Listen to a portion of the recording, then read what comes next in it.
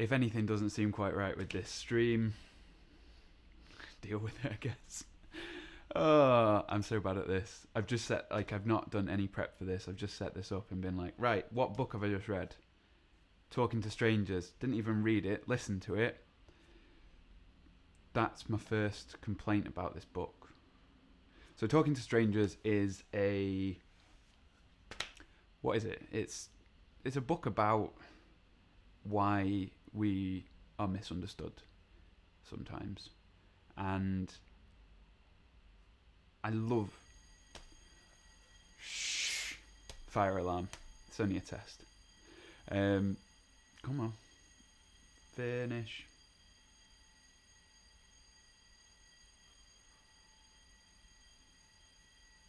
Doesn't usually go on this long.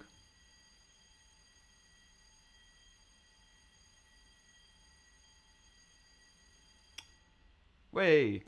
So Talking to Strangers is this study of like why we're misunderstood. And so a lot of books that I read, I actually listen to on Audible. I find that I can listen to books when I'm editing photos. I can, when I'm walking around, when I'm running, things like that.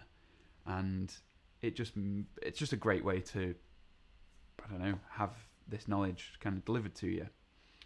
The problem with this book is it's like made specifically to be an audiobook, or at least the audio version is, which, I mean, that kind of doesn't make any sense, but I'll explain what I mean. It's got music in it, it's got like people talk, it's got like the audio from actual like things that happened, which I'll get into, which makes it feel less like a book. It feels more like I'm just listening to a podcast, which is not inherently bad, but this is the way I get most of my books, and it feels like I've not read a book. It just feels like entertainment as opposed to sort of gaining knowledge, which again, not necessarily a bad thing in and of itself, but makes me feel bad about listening to them instead of reading them, which maybe just reflects more on me and how I perceive listening to a book as opposed to reading it. Some people say that like audiobooks, and this, sorry, off on a tangent, but some people say that audiobooks aren't like as legitimate as reading because you can kind of get distracted and stop listening. Funny thing is, when I'm actually reading a book, I know that my eyes are moving across the lines, and I technically am reading it, but I'm thinking about something else, and because of that, I'm like, read a page, and I'm sure this happens to other people. I'll read a page, and I'll have not really read it, and so yeah, it happens with audiobooks, but for me, it happens with actual books as well. But then the fact that this has got like entertainment elements makes it just I don't know, it just doesn't feel quite right. So I noticed that there's a couple more people than usual in the chats. There's 4 people. So anyone want to say hello? Say hello. This book is let's give it its full title: Talking to Strangers, fascinating study of why we misread those we don't know. And it's delivered to you in this like with this like overarching story of Sandra Bland. And I remember this when it happened a couple of years ago. She was stopped for something trivial. It ended up becoming this overblown thing, and you kind of think, oh yeah, like when you hear it, the liberal mindset is like, oh, copper's a dick, or oh, she was obviously doing something wrong. There's different ways to read it, and you kind of, whatever your belief system is, you kind of attribute that to the situation, which is just how our brains work, unfortunately. So this overarching story, he starts off telling it. He gives you the details of how Sandra Bland, and let's just look to my notes. What was his name? So traffic cop. Encenia, he kind of elevated this stop, and elevated this stop to something that it shouldn't have been. And yeah, as I say, you can read into that what you will, and that's the whole point of this book. So the next series of stories are like individual little chapters, and they each break down like one facet of what it is to be misunderstood. And from the start, I was like, no, I hate this. So he talks about how Hitler was sort of misunderstood by Neville Chamberlain. 1 second.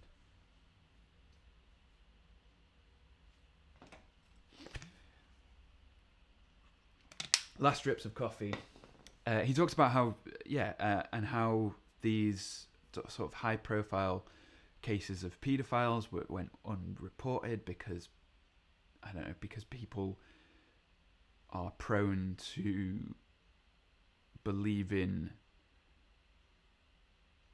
that something is like not true because of what they think the situation should be. So these people's kids were like, oh, my coach did something really inappropriate to me, and the parents like, probably didn't though, because they just don't want to. They don't live in a world where that is a thing. One of the main arguments for like being misunderstood is this belief, and at the start of this book I was like, no, I hate this. I hate that he's like just almost justifying these people's behaviors, but actually he's not. He's examining why we tend to believe people even though we've kind of been given reason to doubt them. And the only time that we actually really start to disbelieve them is when we have overwhelming proof to the contrary. So he talks about this in terms of spies during the Cold War, and how this one guy was like sat down opposite this woman who was like a double agent, and she wasn't doing a very good job basically of being a double agent, but he was like prone to making up these excuses for her. So she was like becoming nervous, and he was like, oh, it's just because because I'm interviewing her, it's just because of this, it's because of this.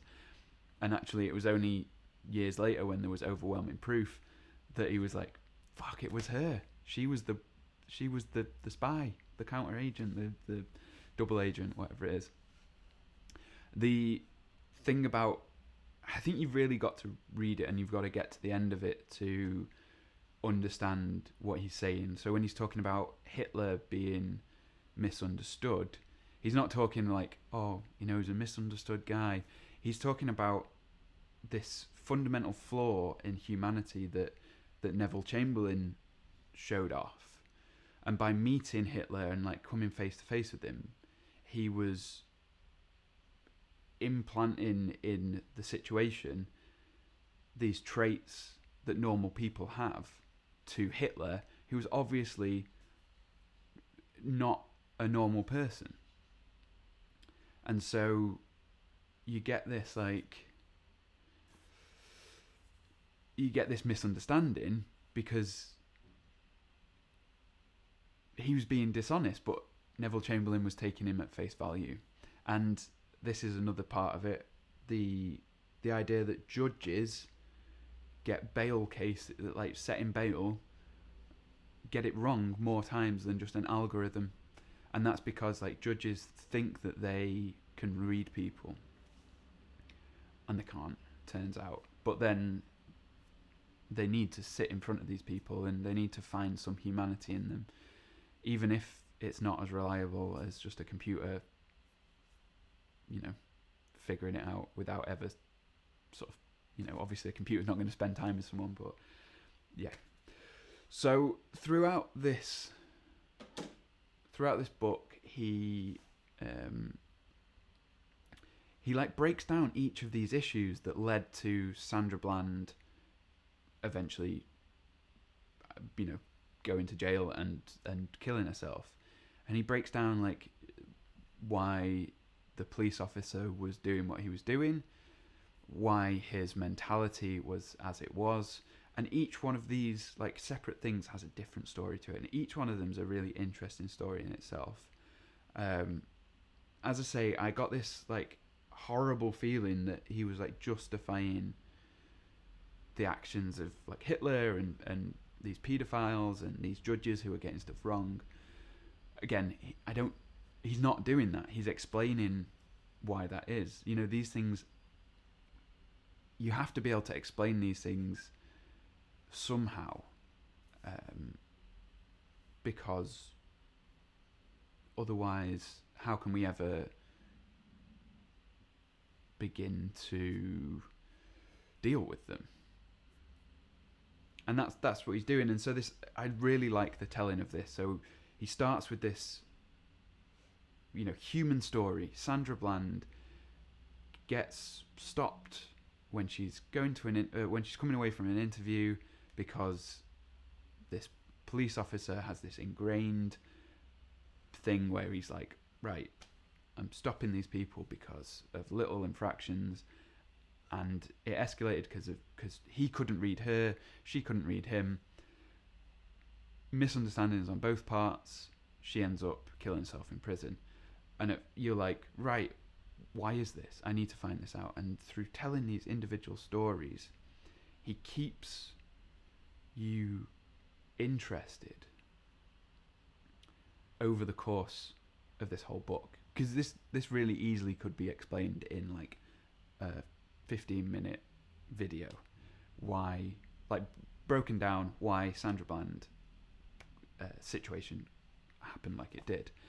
But by telling these additional stories, you don't just sort of abstractly understand it, you deeply feel for everyone involved in the situation, and hopefully that can lead to you being better at talking to strangers.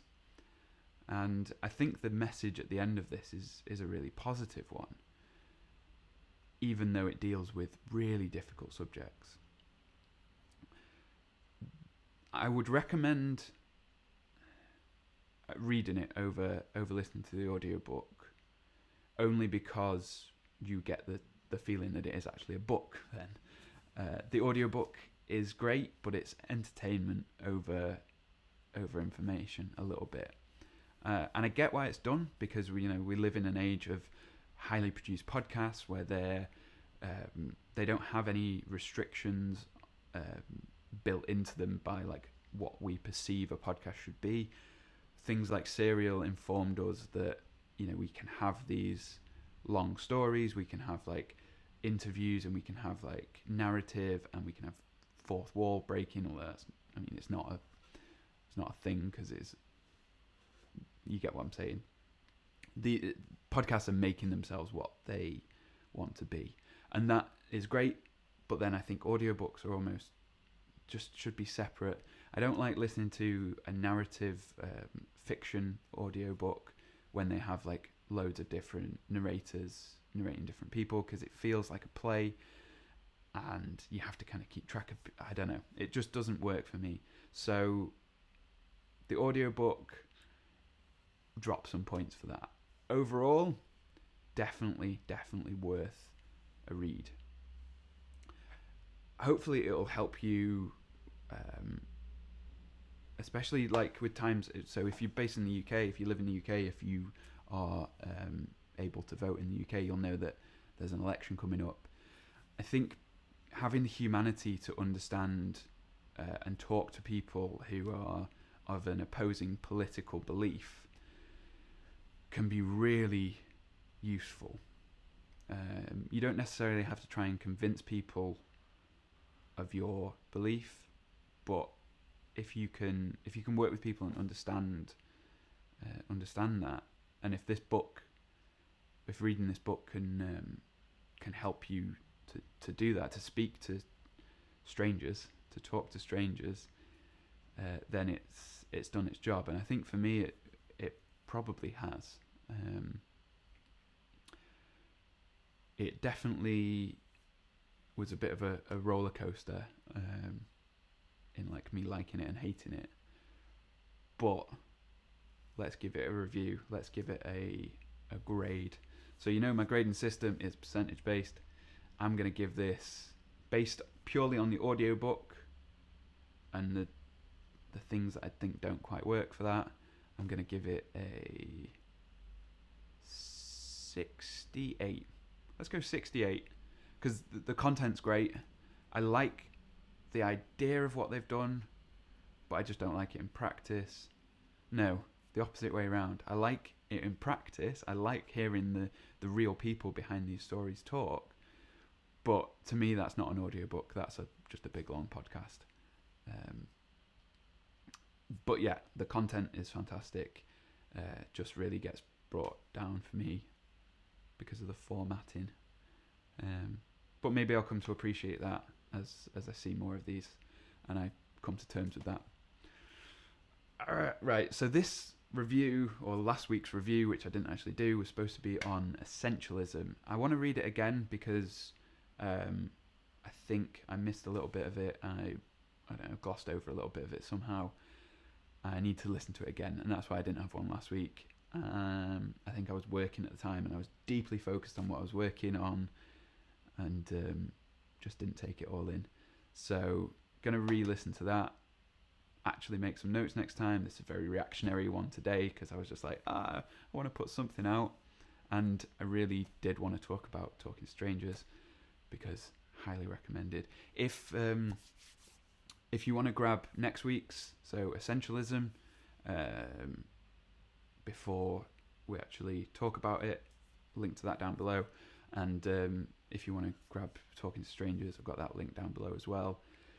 That's they're going to link to Amazon. If you want to buy through Amazon, then please do use those links. I get a little bit of a kickback. It doesn't cost you anything extra. Allows me to keep going with this kind of thing, because I want to, and I really enjoy it. And I finally got paid for the last 2 years. I got paid like £30 from Amazon. So, woo! Which is definitely not enough to sustain this. But if it doesn't cost you anything extra, it gives me a couple of pence. Couple of pence. I've not said pence for a long time, apart from talking about Mike Pence, which I've never done. So I've not said pence for a long time. It gives me, just like pennies, honestly. But it's helpful. Every now and again, I get a little bit of money from Amazon, and it doesn't cost you anything extra. So if you enjoyed this rambling review, maybe subscribe. Maybe give this video a like. Maybe you want to,